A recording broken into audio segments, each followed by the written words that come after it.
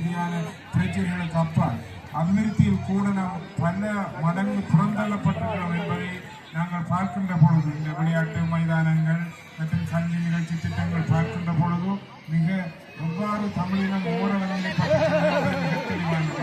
இந்த அடிப்படையிலே இவ்வாறான நெருக்கடிகளும் எமது இனம் மீண்டும் மீண்டும் பல வெற்றிகளை தந்திருக்கின்றது. அதற்கு சாட்சியாக எங்களுடைய விளையாட்டுக் கழகம் பல சாதனைகளை வெளிக்கொண்டிருக்கிறது. எனவே உங்கள் அனைவருக்கும் இந்த வெற்றிகளை பெற்றுக் கொடுத்த வீரர்கள், அதற்கு ஊக்குவித்தவர்கள், விளையாட்டுக் கழகத்தினர் இந்த பலப்பற்றாக்குறையிலும் இவ்வாறு ஒரு நிகழ்வை ஏற்படுத்தி வெற்றிகரமாக செய்து கொண்டிருக்கின்ற அனைத்து பார்வையாளர்களும் மக்கள் அனைவருக்கும் நன்றியை கூறிக்கொண்டு இந்த இடத்திலே பேசுவதோ அரசியல் பேசுவதோ எனக்கு பெரிய ஆரோக்கியமாக இல்லை என்பதால் இந்த நிகழ்வுக்கு அழைத்தமைக்காக நன்றி கூறி முடித்துக் கொள்கிறேன்.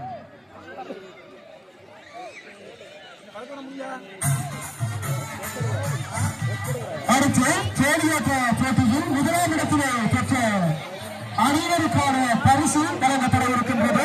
இந்த பரிசினை வழங்கி வைப்பதற்காக நாங்கள் கௌரவ பாராளுமன்ற உறுப்பினர் வைத்தியர் இளையதம்பி சிறுநாப்பையா அவர்களை அழைக்கின்றோம். இந்த போட்டியில் முதலாம் இடத்திலே பெற்றிருக்கின்றார்கள் ஜெகநாத் அணியினர். இவர்களை நாங்கள் மேடைக்கு அழைத்து நிற்கின்றோம்.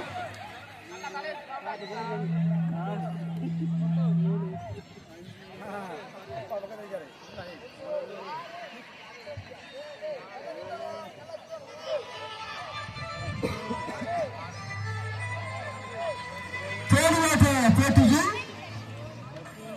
நேற்று முன்தினம் கலாசார விளையாட்டு விழாவில் முதலாவதாக தேடியோட்ட போட்டி இடம்பெற்றிருந்தது.